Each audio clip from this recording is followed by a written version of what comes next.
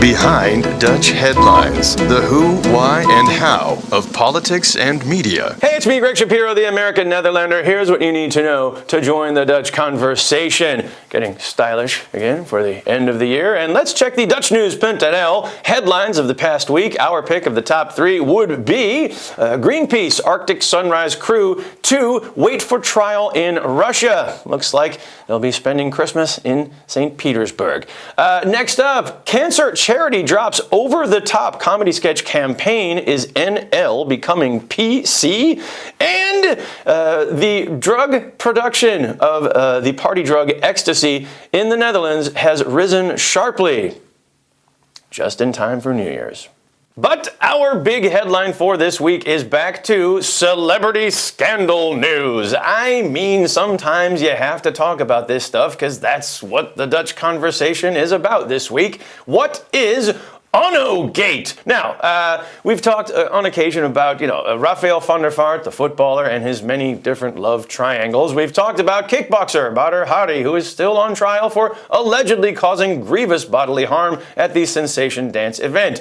Meet Onno Hoes, the mayor of Maastricht, and his husband, Albert Verlinde, one of the major television presenters in the Netherlands. What has been going on with these guys?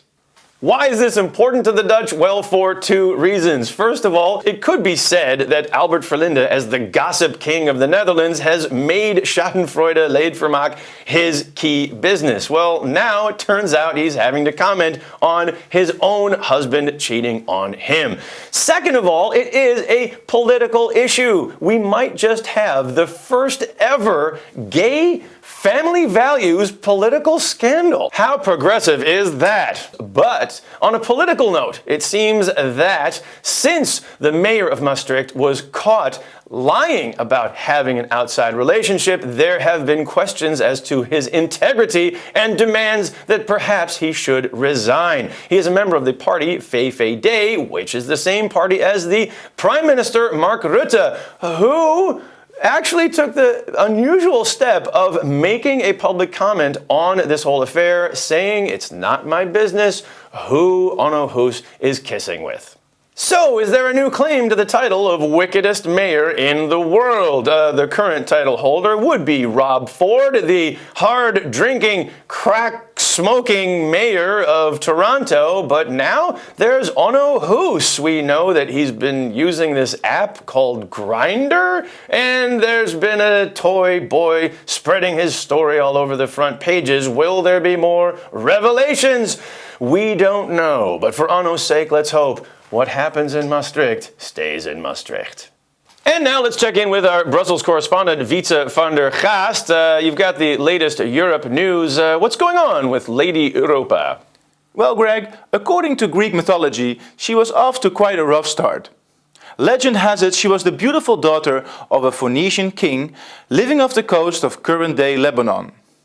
She was so pretty that even the god Zeus up at Mount Olympus fancied her, and he came down in the disguise of a handsome white bull to the fields where she was herding the goats. He invited her on his back, but the moment she sat down, he took off and abducted her to the island of Crete, where he had his divine way with her.